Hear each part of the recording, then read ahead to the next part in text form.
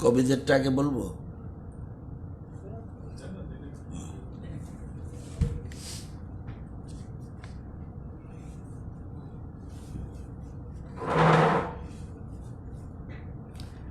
আপনারা অবগত আছেন যে রাজ্য সরকার 1100 এসপিও নিতে যাচ্ছে এবং পুলিশ কনস্টেবল নেওয়ার জন্য প্রসেস শুরু হয়েছে। কোনো একটা মহল থেকে বলা হচ্ছে যে এসপিও কেন, পুলিশের পরিবর্তে এসপিও কেন? সেসব বন্ধুদের উদ্দেশ্যে বলছি যে ভ্যাকেন্ট পোস্ট পুলিশের আছে, সেই ভ্যাকেন্ট পোস্টের এগেনিস্টে এসপিও নেওয়া হচ্ছে না। এটা সম্পূর্ণ রাজ্য সরকার 1100 এসপিও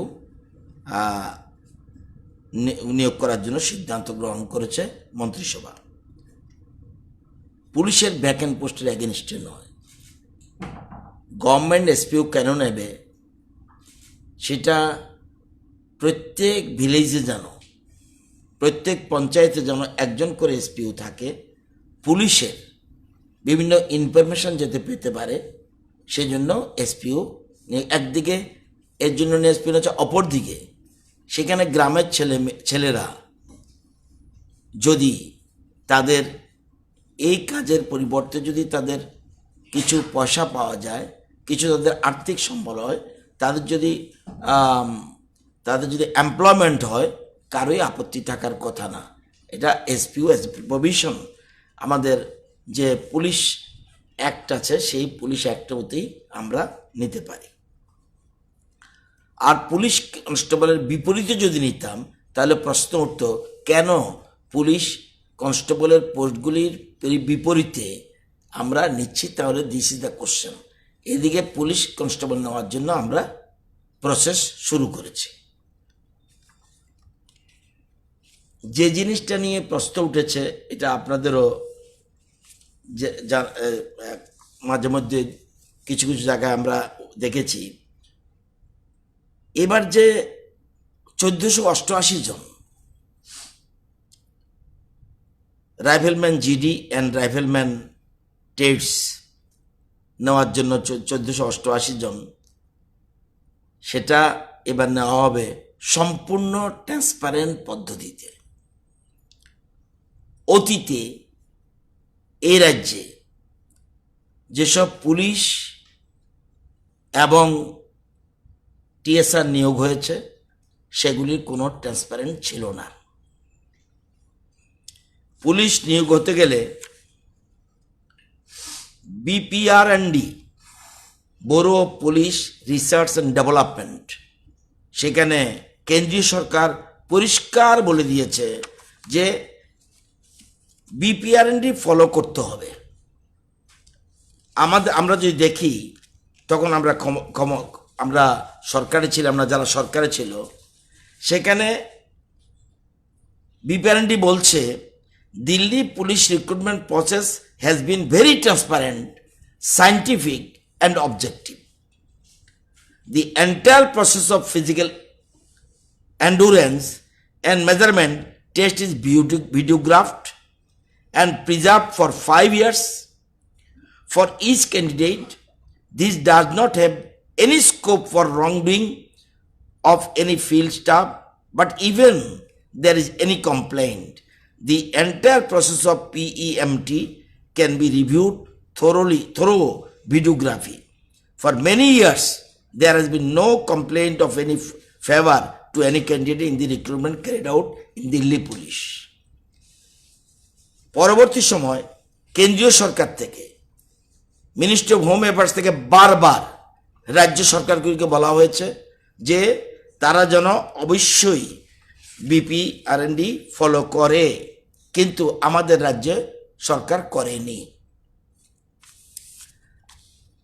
আপনাদের জানিয়ে রাখি, এবার যে লোক নিয়োগ হবে, হাইট 170 সেন্টিমিটার এবং ফিমেলের ক্ষেত্রে 157 সেন্টিমিটার। ওয়েটটা হবে প্রপোর্শনেট অফ টু হাইট, এটা মেডিকেল বোর্ড ঠিক করে। এসটি এসসিদের ক্ষেত্রে 162.5 মেল, 150 ফিমেল। এবং এইবারই আমরা রিটেনে 60, 30-তে আমরা ফিজিক্যাল এবং 10 আমরা নিচ্ছি ইন্টারভিউর মাধ্যমে। অতীতে কি ছিল? 60-40, 60 ছিল রিটেন, 40 ছিল ইন্টারভিউ। ফিজিক্যালের জন্য কোনো মার্কস দেওয়া হয়নি। খুব ভালো করে ব্যাপারটা বুঝতে হবে।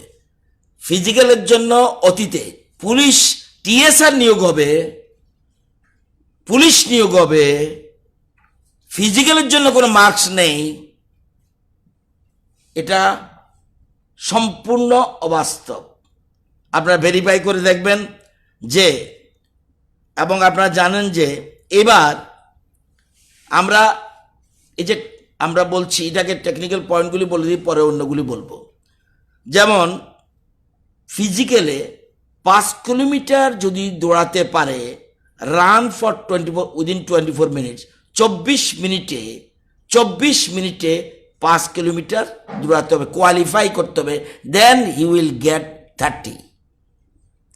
সেকেন্ড, 1.6 কিলোমিটার 8.5 মিনিটে দৌড়াতে হবে in case of female. 1.6 kilometre দৌড়াতে হবে উইদিন 8.5 মিনিট। এদের ক্ষেত্রে 10% রিজার্ভেশন ফর দি মহিলা, এটার জন্য 30। আগে কি ছিল? No marks for the physical. আমার জানা মতে ভারতবর্ষে কোথাও ফিজিক্যালের জন্য নম্বর থাকবে না পুলিশ টিএসআরে বা সিআরপিএফে, এটা কেউ ভাবতে পারেনি। আমরা যদি দেখি 2015-তে, ইয়ারগুলি লিখবেন, কারণ আছে, এরপরে যখন আমি কথাগুলি বলবো তখন বুঝবেন এটার কারণ কি। 2015-তে 593 জন পুলিশ কনস্টেবল নেওয়া হয়েছিল। সে সময় এই রিক্রুটমেন্ট বোর্ডের চেয়ারম্যান ছিলেন প্রদীপ পাল, উনি এসপি ছিলেন। 2016-তে 150 জন ওমেন কনস্টেবল নেওয়া হয়েছে, সেক্ষেত্রেও চেয়ারম্যান ছিলেন প্রদীপ পাল। 2008 এবং 9 সেখানে 2008-এ এবং 9-এ এগুলি প্রসেস শেষ হয়েছে। 2000 পরে গিয়ে মানে 11 নাগাদ যে শেষ হয়েছে প্রসেস। 2008 এবং 9-এ 12 এবং 13 ব্যাটালিয়ান টিএসআর, যেটা আয়ার ব্যাটালিয়ান, সেখানে রিক্রুটমেন্ট হয়েছে 1600 জন। এবং রাইফেলম্যান অ্যান্ড ইএফ মানে এনরোলড ফলোয়ার্স, এটা একটু কম লাগে, এনরোলড ফলোয়ার্স। আচ্ছা, তো এবং 2015-16-তে টিএসআর লোয়েস্ট র্যাঙ্ক যেন ইএফ যেটা বলছিলাম 506 জনের জন্য সিলেক্ট হয়েছে। এখন এই যে পদ্ধতিগুলির মধ্যে কোন রকম ট্রান্সপারেন্ট ছিল না,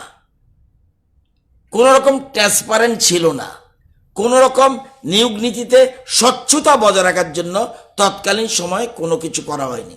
এখন প্রশ্ন হলো এরকম ছিল কিনা।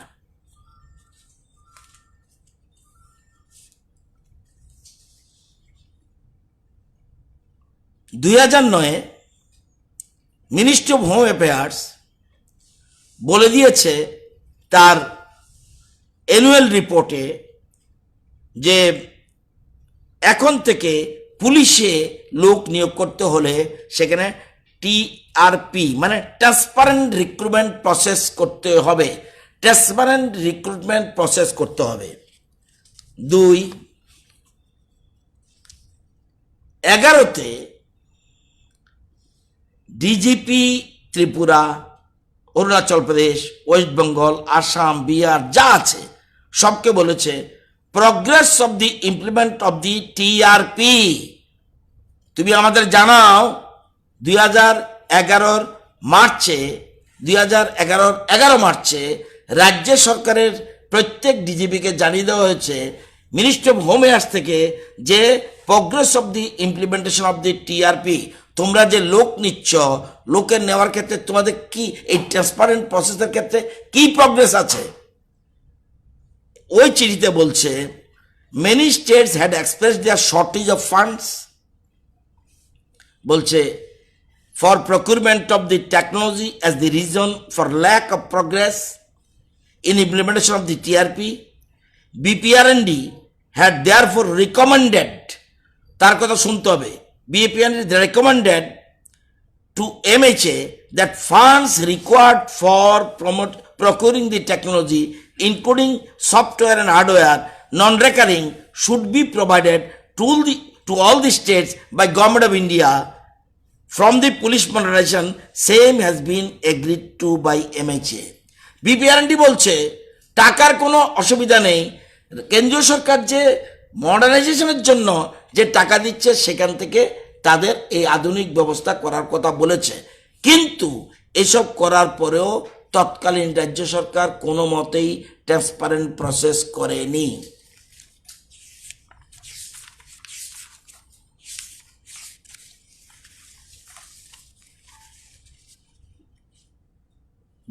আরো রাজ্য সরকার বলছে, কেন্দ্রীয় সরকার বলছে the union ministry had in 2009 asked all the state government and union territories to implement TRP whose basic features including written examination and use of bar coding application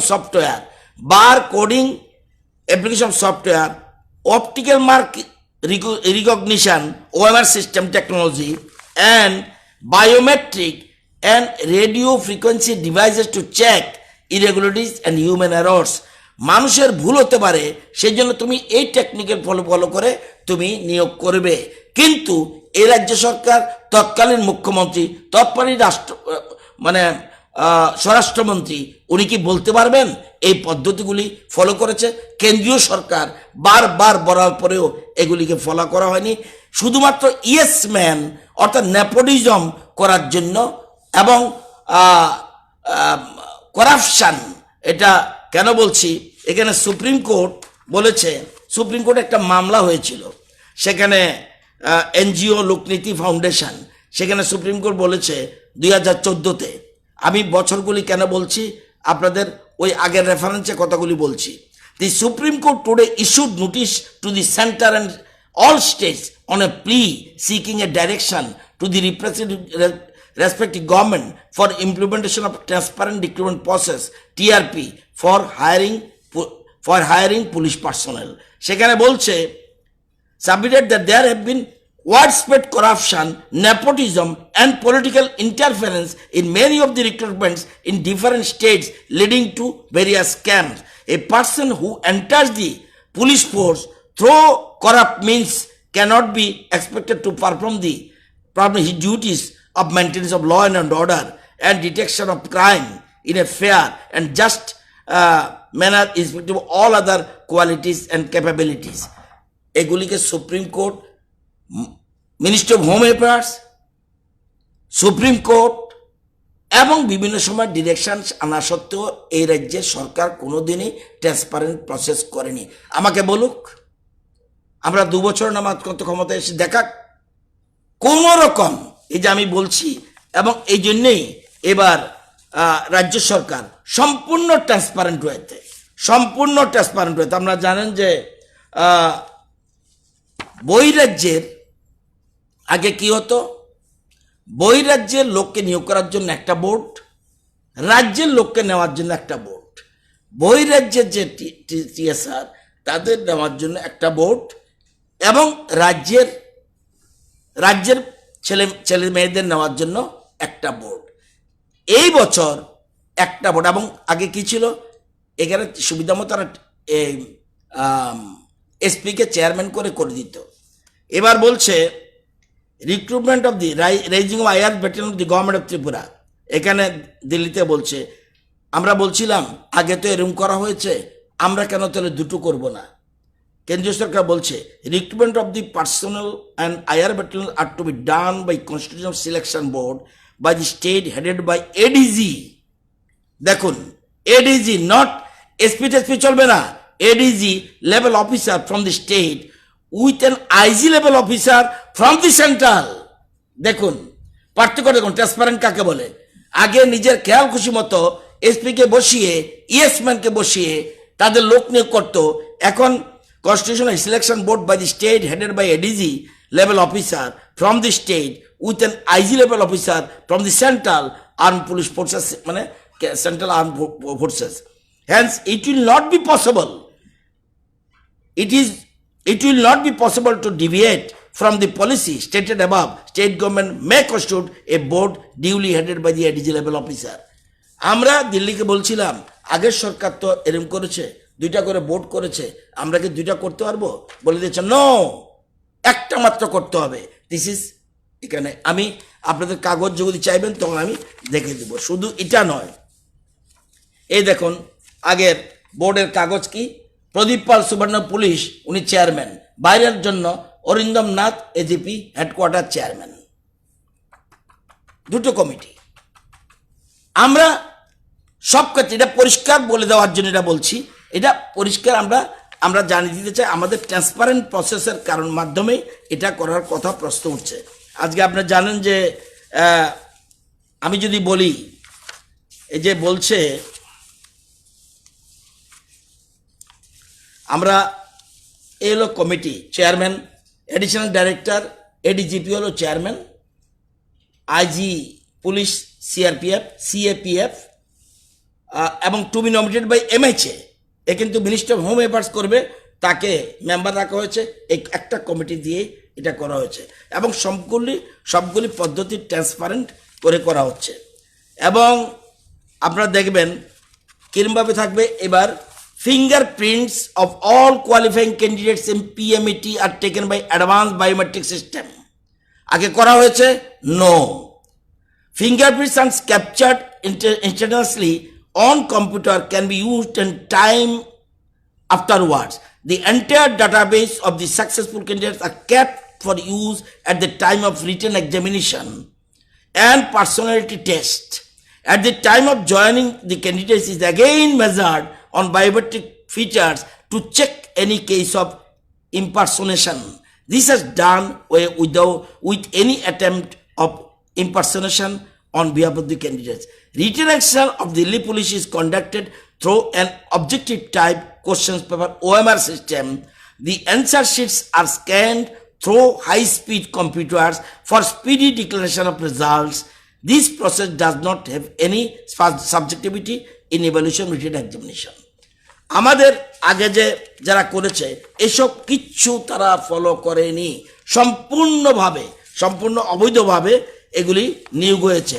বারবার কেন্দ্রীয় সরকার থেকে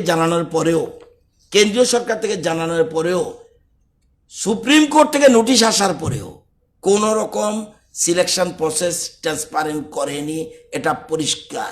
এই জন্য আমাদের গভর্নমেন্ট, আপনারা জানেন যে এই যে আমরা অলরেডি ইন্টারভিউ এবং আমাদের যে আজকে এবার notice of expression of interest যেটা আমরা চেয়েছি ফর দি পারপাস, ওই দেখুন আপনারা বলবেন থার্ড পার্টি আসলো কেন? করাপশন করার জন্য। For the purpose of electronic height and weight measurement equipment থাকতে হবে, condition, sports timing measures gadgets, biometric devices for capturing fingerprint impression, CCTV recording for identification of candidates, running with RFID। আপনারা জানেন যে নম্বরটা থাকে এর পিছনে একটা চিপ লাগানো থাকে, চিপ লাগানো থাকলে এই যেমন স্টার্টিং পয়েন্ট থেকে যে ম্যাট থাকবে, মাঝখানে কয়েকটা ম্যাট থাকবে এবং লাস্টে যে ম্যাট থাকবে, তো অটোমেটিক্যালি তার স্পিডটাকে সাইন্টিফিক হইতে এবং for 05 kilometres run etcetera R required advertisement notice can be download. আমরা যে টেন্ডার কল করেছি, এক্সপ্রেশন অফ ইন্টারেস্ট করেছি, সেখানে কন্ডিশন, যেই তুমি সংস্থা আসো, সে তুমি timing technology India private limited Hyderabad হও, অ্যাসোট কনসাল্টিং লিমিটেড হায়দ্রাবাদ হও, ব্লুম ইলেকট্রনিক্স কম্পিউটার হায়দ্রাবাদ যেই হও, তুমি কিন্তু এগুলি মেনটেন করতে হবে। এই মেনটেন করার পর পরবর্তী সময় এটা তারপরে রিটার্ন পরীক্ষার, অর্থাৎ আমরা সবটাই মানে মডার্নাইজ সিস্টেমের মাধ্যমে, যাতে কোনো প্রশ্ন উঠতে পারে, নেপোটিজমের কোনো স্কোপ না থাকে, আমি করাপশনের কোনো স্কোপ না থাকে, এবং পলিটিক্যাল ইন্টারভেন্স যাতে না থাকে, সেটা অতীতে। এখানে আমি তো এখন যারা নিয়েছে তো নিয়েছে, যারা চাকরি পেয়েছে তাদের তো কোনো দোষ নেই, কিন্তু এরকমভাবে প্রতিটি ক্ষেত্রে তারা আমরা তা ভায়োলেশন করেছে, রুলস রেগুলেশন যা আছে সব ভায়োলেশন করেছে। সেই জন্য আমরা আগেই বলেছি, আমাদের রাজ্যের মুখ্যমন্ত্রী পরিষ্কার বলেছে, ট্রান্সপারেন্ট পলিসি ছাড়া আমরা কোনো নিয়োগ করব না। এতে কে কি মাইন্ড করলো এতে কিচ্ছু আসবে না। আমরা কোনো রকম স্বজন পোষণে প্রশ্রয় দেব না, রাজনৈতিক হস্তক্ষেপ চলবে না, এবং সবগুলি সায়েন্টিফিক। আপনি ইচ্ছা করলেও আপনি ইন্টারফেয়ার করতে পারবেন না, কারণ স্কোপ ইজ নট দেয়ার। ওই যে চিপ বসা আছে তার মধ্যে বোঝা যাবে। আপনারা জানেন, এই যে দৌড়াতে দিল, কোনো জায়গায় দেখবেন, আমি যদি সারা রাজ্যের থেকে নেই, ফিজিক্যাল টেস্ট নেই, এই যে 5 কিলোমিটার, কত কিলোমিটার বলেছি, 5 কিলোমিটার বলেছি, উঁচু নিচু থাকে, প্রশ্ন উঠবে, আমাকে যদি সোজা রাস্তায় দিত আমি তো কমপ্লিট করতে পারতাম। ওই জন্য এই চিপে বোঝা যাবে তার টাইম মতো সে কমপ্লিট করতে পারছে কিনা। এই জন্য মার্কস 30, যাতে কেউ না বলতে পারে। তার এই সিস্টেমগুলো আমরা মেনটেন করেছি। আমি যদি জিজ্ঞাসা করতাম, বর্তমান ডিজিকে যদি জিজ্ঞাসা করি, আগে যে লোক নিয়েছে কোনো রেকর্ড আছে, বলছে যে না। কোনো রকম ভিডিওগ্রাফি করেছে, নো। ফিঙ্গারপ্রিন্টের জন্য কোনো বায়োমেট্রিক পদ্ধতি করেছে, নো, কিচ্ছু করেনি। এবং ফিজিক্যাল টেস্টের জন্য কোনো নাম্বার ছিল না। এবার আমরা এগুলি মেনটেন করেই নেওয়া হচ্ছে, এবং এই জন্য সবগুলি পদ্ধতি এবং রিটার্ন পরীক্ষার ওএমআর সিস্টেম, সেখানে সবগুলি ট্রান্সপারেন্ট করার জন্য এগুলি আমরা ব্যবস্থা করেছি এখানে। সেই জন্য অনেকে বলতে পারে যে এটা করেছে, এবং এই জন্য আমাদের পয়সা খরচ গেল, এতে আপত্তি নেই। কারণ যারা চাকরি পাবে তারা বলতে হবে, ইয়েস, আমি উপযুক্ত ব্যক্তি বলেই আমি চাকরি পেয়েছি। কারো কোনো নেতাকে ধরেনি, কোনো মন্ত্রীকে ধরেনি, কোনো কাকা দাদা মামার কোনো বেকিং লাগেনি। আমি ট্রান্সপারেন্ট পদ্ধতি এসেছি, এবং এটা সবটাই ট্রান্সপারেন্ট পদ্ধতিতে নিয়োগ করা হবে, এটা আপনাদের জানিয়ে রাখলাম।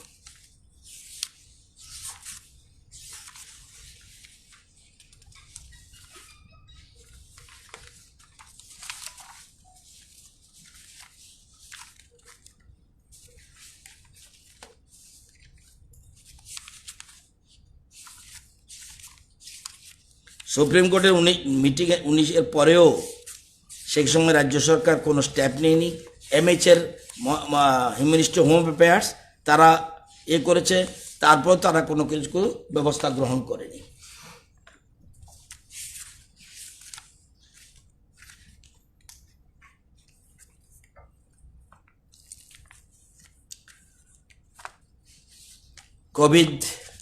কোভিড-19 আপনারা জানেন যে সোমবার থেকে সারা রাজ্যে সার্ভে শুরু হবে, প্রত্যেক বাড়িতে যাবে, এবং সিমটমস থাকলে সাথে সাথে লাইন লিস্ট করবে, এবং র্যাপিড অ্যান্টিজেনের টেস্টের মাধ্যমে প্রয়োজনীয় স্যাম্পল কালেকশনের ব্যবস্থা করবে। এটা সোমবার থেকে ব্যাপকভাবে তৈরি করা হবে। আমাদের রাজ্যে আপনারা ভাবতে পারেন যে পলিটিক্যাল সব ক্ষেত্রে সব কিছু সিদ্ধান্ত না। আপনারা জানেন কোভিড কোর গ্রুপ আছে একটা, covid core group headed by chairman doctor Radha Debbarma. Doctor Radha Debbarma উনি chairman AGMC covid core group. সেখানে ডাইরেক্টর হেলথ উনিও মেম্বার, ডক্টর তপন মজুমদার উনিও member, doctor Debashis Roy MS GB উনিও মেম্বার, ডক্টর দীপ দেববর্মা উনি member, joint secretary Subhasis Das উনিও মেম্বার, এবং সিদ্ধার্থ জয় NH7 ডাইরেক্টর উনিও মেম্বার। এরা এই কোর গ্রুপ তারা কি করে, তারা করে ট্রিটমেন্ট প্রটোকল কি হবে তারা ঠিক করবে, ট্রিটমেন্ট প্রটোকল কি হবে তারা ঠিক করবে, অর্থাৎ ক্লিনিক্যাল সাইডটা দে উইল ডিসাইড। হঠাৎ করে কেউ বলবে এটা করো এটা করো, নো, ক্লিনিক্যাল সাইড ঠিক করার দায়িত্ব তাদের। আরেকটা আছে স্ট্র্যাটেজিক কমিটি, এটাও ডক্টর রাধা দেববর্মা চেয়ারম্যান, কিন্তু এটার মধ্যে অন্য যুগ রয়েছে ডক্টর সুব্রত বৈদ্য, ডক্টর ভাস্কর মজুমদার, ডক্টর সমর্পিতা দত্ত, ডক্টর কনক চৌধুরী। তারা হলো গভর্নমেন্টকে প্রপোজ করবে এই করো এই করো এই করো এই করো, এটা গভর্নমেন্ট প্রপোজ করবে। এবং এই যে আমি বলছি যে ওই যে আরেকটা কমিটি আছে AGMC technical committee headed by Subrata Baidya, technical committee suggestion নেয়, treatment protocol, operational guidelines, laboratory ম্যাটারে ইনপুট নেবে এবং কি কি আমাদের ইনফ্রাস্ট্রাকচারের প্রয়োজন আছে। এবং এই যে কোভিড কেয়ার গ্রুপ যেটা আমি প্রথম বললাম, তারা 15 দিন পর পর অলরেডি এজিএমসির সাথে আমাদের তাদের ভিডিও কনফারেন্সের মাধ্যমে তাদের সাথে মিটিং করে লেটেস্ট ইনফরমেশন নেওয়ার জন্য, হোয়াট টু ডু, এখন কি করা এখন কি করা এখন কি করা এগুলি। এবং সুতরাং টাইম টু টাইম সরকার সেরকমভাবে ডিসিশন নেয়। আমরা পলিটিক্যাল লেভেলে গভর্নমেন্ট নেয় তাদের ইনফরমেশন নিয়েই কখন কি করতে হবে সেটা ইচ্ছা করলে একজন সিভিলিয়ান থেকে এরকমভাবে মত নেওয়া যায় না। প্রত্যেকেরই টেকনিক্যাল কমিটি রয়েছে, তাদের উপর ডিপেন্ড করে। আজকে টোটাল এখন পর্যন্ত মারা গেছে, অত্যন্ত দুঃখের, আমাদের রাজ্যে মারা গেছে 10 জন টোটাল।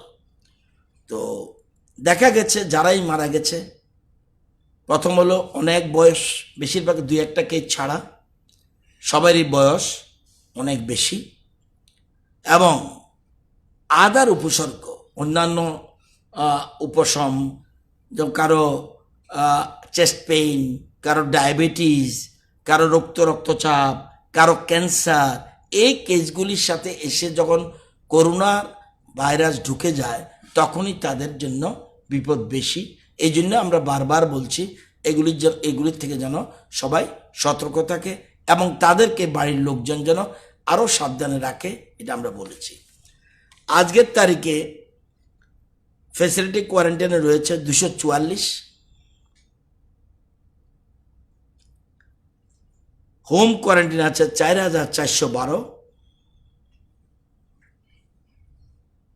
এর মধ্যে স্যাম্পল কালেকশন হয়েছে থ্রু অ্যান্টিজেন, থ্রু আরটিপিসিআর 1,25,727, এবং টেস্ট হয়েছে 1,24,138, এর মধ্যে positive 3,469, negative 1,20,669, recovered 2,072, active case 1,368, death 10, এবং আজকে 39 জন ডিসচার্জ হয়েছে, 933 জন চোরাবাড়ি দিয়ে আপ টু 5 PM অ্যারাইভ করেছে, 933, 1,362 জন আন্ডার ট্রিটমেন্ট, 6 জন রাস্তায় আছে। গতকাল 126 জন পজিটিভ পাওয়া গেছে,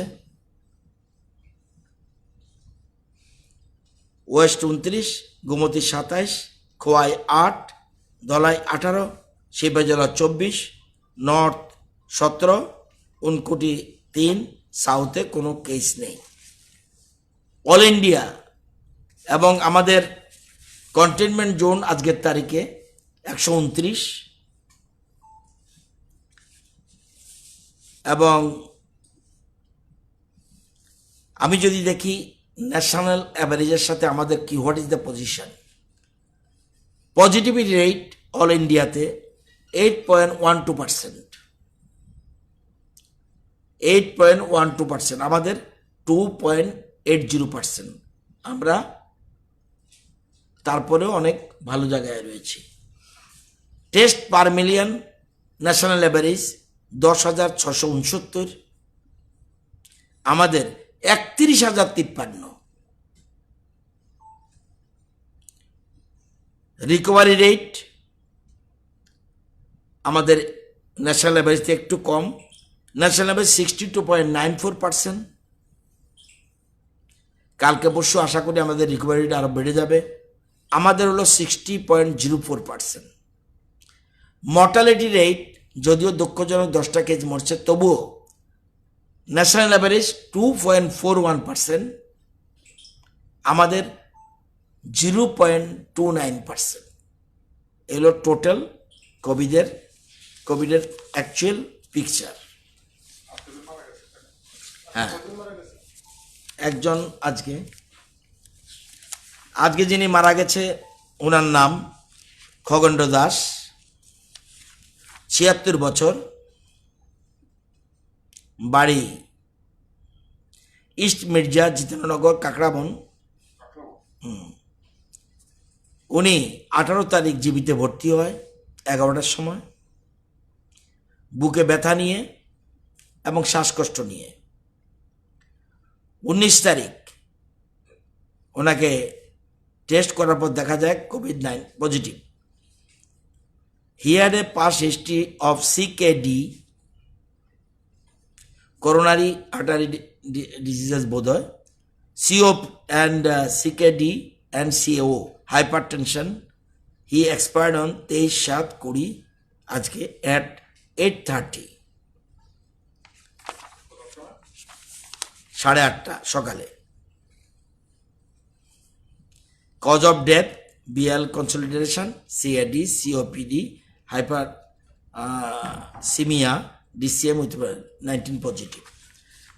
এবং এর আগেও যে গীতারানী পাল, ওনারও বয়স 76, আজকে নয়, উনি মারা গেছে 21 তারিখ, ওনারও বয়স 76, ওনারও হার্টের প্রবলেম, ডায়াবেটিস, হাইপারটেনশন। এর আগে যিনি মারা গেছে নীলিমা চক্রবর্তী, ওনার বয়স 80, উনিও হার্ট অ্যাটাকে ছিলেন, হৃদরোগে আক্রান্ত ছিলেন। এর আগে নিয়তি নমশূদ্র, উনি যে মারা গেছেন, ওনারও স্ট্রোকের রোগী, কার্ডিওভাস্কুলার অ্যাক্সিডেন্ট, হাইপারটেনশন, ডায়াবেটিস।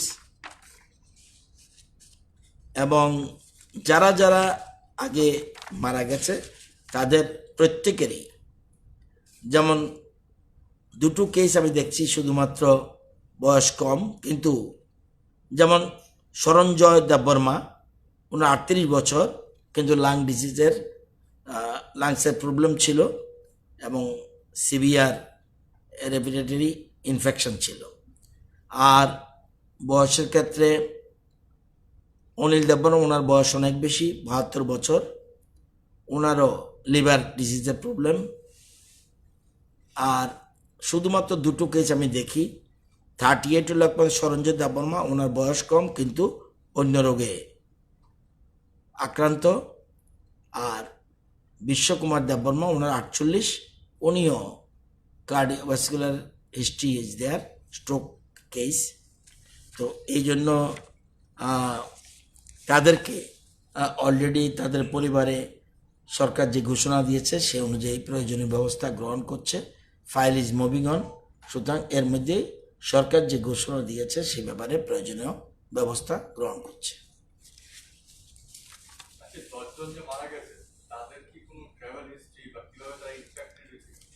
বেশিরভাগ ক্ষেত্রে ট্রাভেল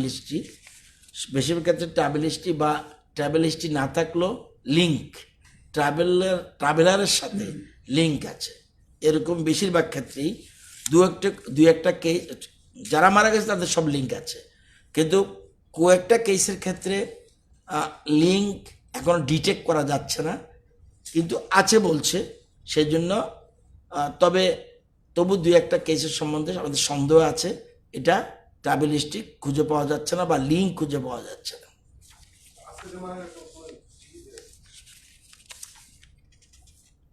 হ্যাঁ,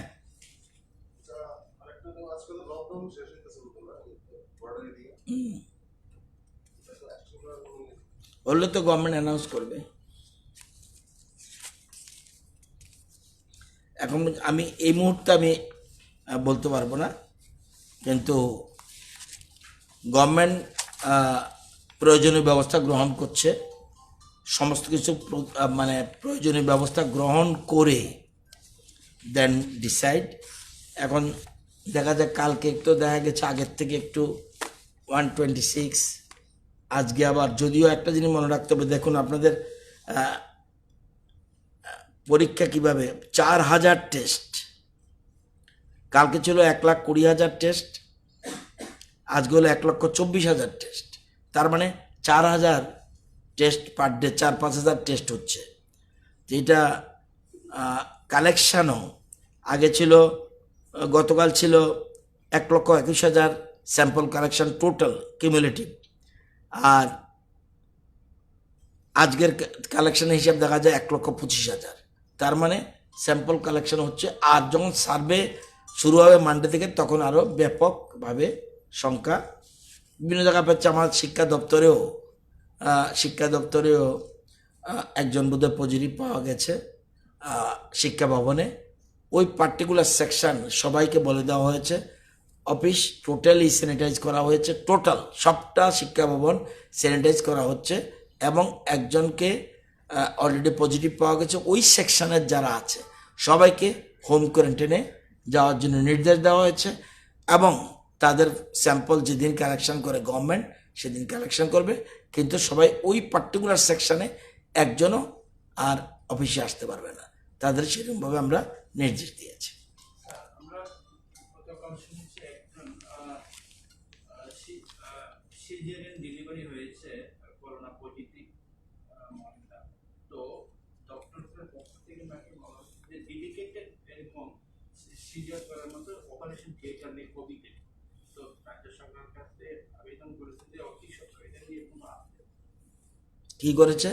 কালকে করোনা পজিটিভ একজন patient caesarean delivery, successful caesarean delivery হয়, কিন্তু রাজ্যে একটাও এখন এই ধরনের পজিটিভ কেস আসলে পরে অপারেশন করার মতো কোনো ডেডিকেটেড কোভিড থিয়েটার নেই, অপারেশন থিয়েটার। এই নিয়ে কোনো রিপোর্ট আপনাদের কাছে বা রিকোয়ারমেন্ট? ওই আরেকটা বলে রাখি, প্লাজমা থেরাপির জন্য আমরা স্টেপ নিয়েছি, আশা করি প্লাজমা থেরাপি কিছুদিনের মধ্যে শুরু হবে। তো এটা আমরা করছি, এটার ব্যাপারটা আমি খবর নিচ্ছি, খবর নিলে এখনই গিয়ে খবর নেব যে কী কী ব্যবস্থা গ্রহণ করা হয়েছে, এবং না থাকলে এটা তো টাইম, এই জিনিসটা তো হঠাৎ করে যে বিভিন্ন জিনিস এসছে, সুতরাং আসার সাথে সাথে আমরা প্রয়োজনীয় ব্যবস্থা গ্রহণ করছি। এটা আমি দেখবো, নিশ্চয় করতে হবে কিছু। নরমাল আর ওই করোনা পজিটিভ পেশেন্টের মধ্যে একই জায়গাতে অপারেশন করা তো আগামী দিনে বিপজ্জনক, এই জন্যই আশঙ্কা। খবর নেব। আরেকটা স্যার, এই 12 এর রেজাল্টের ব্যাপারে কি খবর? এ মাসের শেষের দিকে যে কোনো দিন হবে, আমি যতটুকু খবর পেয়েছি। মধ্যশিক্ষা পর্ষদ আমাকে ফোনে বলেছিল, স্যার আমরা তৈরি করেছি, আমরা শেষের দিকে 31-এর মধ্যে চেষ্টা করব রেজাল্ট করে দিতে। এভলিউশনের কাজগুলো সম্পূর্ণ ইভ্যালুয়েশন তো শেষ, ইভ্যালুয়েশন শেষ, এখন তাদের ইভ্যালুয়েশন আগেই শেষ করে ফেলেছে, এখন শুধু তাদের মার্কশিট তৈরি কাজ, যেগুলি যা কাজ, এগুলি টেকনিক্যাল কাজগুলি বাকি আছে। তো এরা ইমিডিয়েটই ঘোষণা দেবে, এর মধ্যেই। আজকে তো হলো 23 তারিখ, 7-8 দিনের মধ্যে, আমার মনে হয় 10 দিনের বেশি লাগবে না, ম্যাক্সিমাম লাগলে 10 দিন, তাও আমি মনে করি না 7 দিনের মধ্যেই শেষ করতে পারে বলে আমার বিশ্বাস। অন্ধ্রপ্রদেশে তো আগামী সেপ্টেম্বর মাসে 5 তারিখে স্কুল খুলছে স্যার, হ্যাঁ, ওরা ডিসিশন নিয়েছে। আপনাদের দেখলাম ত্রিপুরা সরকার এমএইচএর গাইডলাইন অনুসারে যেদিন এখন আর কিচ্ছু বলবো না, কারণ এখন সব রাজনৈতিক দলের প্রতিনিধি, শিক্ষক প্রতিনিধি, ছাত্র প্রতিনিধি সমস্ত কিছু বলেছে, এবং যারা বিশিষ্ট শিক্ষাবিদ বিভিন্ন রকম এই রাজ্যে, যারা বিভিন্ন সময় তো অতীতে তারা ভালো ভালো কাজ করেছে, সবকে নিয়ে কমিটি হয়েছে, কমিটির অ্যাডভাইস মতো ছোট্ট কমিটি করেছি। এই মধ্যশিক্ষা পর্ষদ রেজাল্টের ক্ষেত্রে কি করা উচিত, তারার কথা শুনবে এমন কথা না, অটোনমি বডি, কিন্তু তারা অ্যাডভাইস এই করলে ভালো, এই করলে ভালো, এগুলি সব আমরা বলেছি। স্কুল খোলার জন্য আমরা মোটেই মানসিকভাবে তৈরি নই। এটা আপনি কোশ্চেন করছেন, ত্রিপুরা রাজ্যের 10 জনও বলে না যে স্কুল খোলো। আমাকে প্রেশার দিক, আমাকে চাপ দিক, গার্জিয়ান থেকে চাপ দিক যে স্কুল খোলো। আমি সৌমোটো করতে গিয়ে আমি এমন কোনো রিস্ক নেব না। আমাকে এ পর্যন্ত কেউ বলেনি স্কুল খোলার পক্ষে। ম্যাক্সিমাম বলছে তাদের ছাত্রদের সমস্যা থাকা সত্ত্বেও বলছে কোনো জীবন ঝুঁকি নিয়ে কোনো কাজ করতে যাবেন না, এটা ভার্নাকুলার সেকশন। লাস্ট প্রশ্ন স্যার, গত সোমবারে আপনাদের হাই লেভেল কমিটির মিটিং হয়েছে শুনেছি, তো লকডাউনের ব্যাপারে বা হাই লেভেল আপনাদের মুখ্যমন্ত্রীর পৌরোহিত্যে হিসেবে একটা বড় একটা মিটিং স্বাস্থ্য দপ্তরের কর্মীদের নিয়ে বা ডাক্তারদের নিয়ে। এখন এই পরিস্থিতি 200 জন 250 জন পজিটিভ পাওয়ার পরে নতুন কোন স্টেপ আছে কিনা? এই জন্য আপনাদের বলছি যে ওই একটা নতুন স্টেপ এক, সেদিন মুখ্যমন্ত্রী যখন বেশি সংখ্যক আসলো, সাথে সাথে মুখ্যমন্ত্রী একটুকুও সময় নষ্ট না করে পরের দিন মন্ত্রিসভার সব সদস্যকে ডেকেছেন, চিফ সেক্রেটারিকে ডেকেছেন, অ্যাডিশনাল চিফ সেক্রেটারি সহ স্বাস্থ্য দপ্তরের সমস্ত আধিকারিক, রেভিনিউ ডিপার্টমেন্টের সমস্ত আধিকারিক, প্লাস পুলিশের ডিজি, এডিজি এবং খাদ্য দপ্তরের আধিকারিক সেক্রেটারি সহ অর্থ দপ্তরের আধিকারিকরা সবাই সেখানে ছিলেন। টোটাল বিচার বিশ্লেষণ করা হয় এবং যারা এই যে টেকনিক্যাল কমিটি বলছি 11 প্রতিনিধি ছিল, সেখানে বিস্তারিত আলোচনা হয়েছে আমাদের কি কি করা উচিত। যারা কমিটি আছে তারা অ্যাডভাইস করেছে, সে অ্যাডভাইস অনুযায়ী আমরা প্রিপারেশান নিচ্ছি, হিউজ কিট স্টকে রাখছি। আপনারা জানেন যে এই মুহূর্তে আমাদের কাছে আরটিপিসিআর টেস্ট মেশিন রয়েছে টোটাল 7টা, 6টা চালু আছে, একটা এসছে। আমাদের প্ল্যানিং হলো এসেসারিজ আসলে ধর্মনগর, উদয়পুর এবং টিএমসিতে 3টা থাকবে, বাকি 4টা এখানে চলবে। এখন 6টা চলছে এখানে আরটিপিসিআর এসেসারিজ, এগুলি বসাতে গেলে যে আনুষঙ্গিক, এগুলি আশা করি ওই দিন থেকে 7 থেকে 10 দিন বলছে, তো এর মধ্যে তো মিটিংয়ের তারিখ পেরিয়ে গেছে, তো আশা করি কিছুদিনের মধ্যে উদয়পুর, ধর্মনগর, উদয়পুর এবং টিএমসিতে মেশিন বসানো হবে। ভেন্টিলেশন মেশিন আমাদের রাজ্যে কোভিড শুরু হওয়ার আগে আমাদের 11টা ছিল, আজকের তারিখে আমাদের মেশিন আছে 94টা ventilation machine, 94। Oxygen cylinder huge, oxygen cylinder huge. Kits 40,000, 15,000 ছিল, 25,000 পরে এসছে আইসিএমের থেকে। বর্তমানে আমাদের হাতে ডিস্ট্রিবিউট করার পর 4,000 মতো আছে, আরও 25,000 অর্ডার, আরও 50, অর্থাৎ টোটাল আরও 75,000 কিটস এর মধ্যে আর্জেন্ট অর্ডার। সেক্ষেত্রে ওই নিয়ম যে ফর্মালিটি মেনটেন করা না করা পরের কথা, আগে জিনিস প্রস্তুবে মানুষের উপকারে লাগতে হবে। দরকার হলে যেখান থেকে পারচেজ করবে সেখানে সোজাসুজি যাতে আগরতলা আসে, সেই খরচ গেলে যাবে, সেই জন্য মুখ্যমন্ত্রী নির্দেশ দিয়েছে। আরও 50,000 কিট অর্ডার দিয়েছে, তো এগুলি আমরা ব্যবস্থা করেছি। এগুলি পরে লকডাউন সম্পর্কে আলোচনা হয়েছে, সেখানে বর্ডারিংয়ের লকডাউন চলছে, লকডাউনে কিচ্ছু লাভ হয়নি, এ কথা কেউ বলেনি। এখন আমরা আগে অনেকে বলতো লকডাউনে কি হবে, দেখা গেলো পশ্চিমবঙ্গ থেকে আরম্ভ করে কেরালা সবাই লকডাউন করছে, কেউ সপ্তাহে 2 দিন করছে। আমাদের এই ডিটেলস আলোচনার পর গভর্নমেন্ট একটা সিদ্ধান্ত নিয়েছে, আমরা যা করতে যাব এই কমিটি তাদের সাথে আলোচনা করে অ্যাজ পার দেয়ার অ্যাডভাইস আমরা তৈরি থাকবো। তবে পরিস্থিতি যদি নাগালের বাইরে যেতে চায় তাহলে অবশ্যই লং টার্ম লকডাউনের প্রশ্ন উঠবে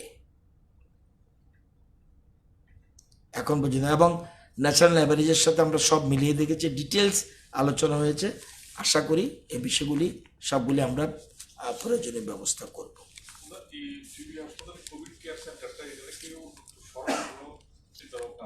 না, আমরা বরঞ্চ যদি দেখা যায়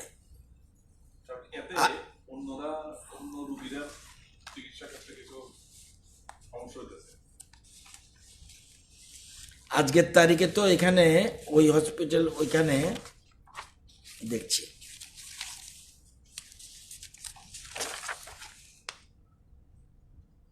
আজকের তারিখে এজিএমসিতে 62 জন আছে,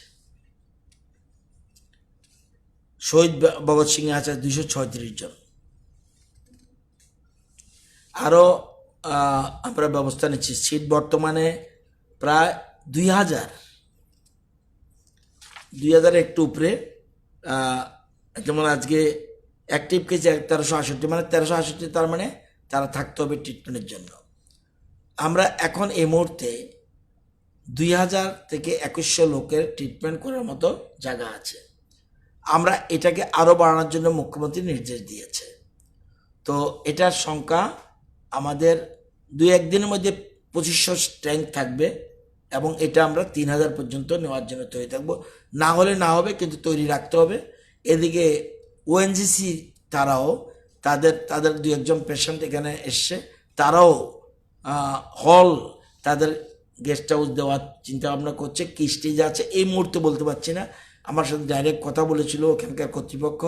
তো ওখানে যদি করে ওখানেও আমরা একটা ডেভেলপ করব। এই মুহূর্তে আপনি যেটা বলছেন যে অন্য পেশেন্টদের অসুবিধা হয় কিনা এটা দেখার জন্য আমরা আইজিএমকে কিন্তু সম্পূর্ণ মুক্ত রাখছি। আইজিএমের যদিও আমাদের একটা সেন্টার আছে, কিন্তু ওইটাতে আমরা এখনো পর্যন্ত কাউকে ভর্তি করাইনি। আইএলএসও আমরা ভর্তি করাইনি। তবে এই বিষয়টা যেহেতু বলছেন সেটাও আমরা আলোচনা করে দেখব এটাকে, তাহলে এই 62 জনকে অন্য জায়গায় সরাতে হবে।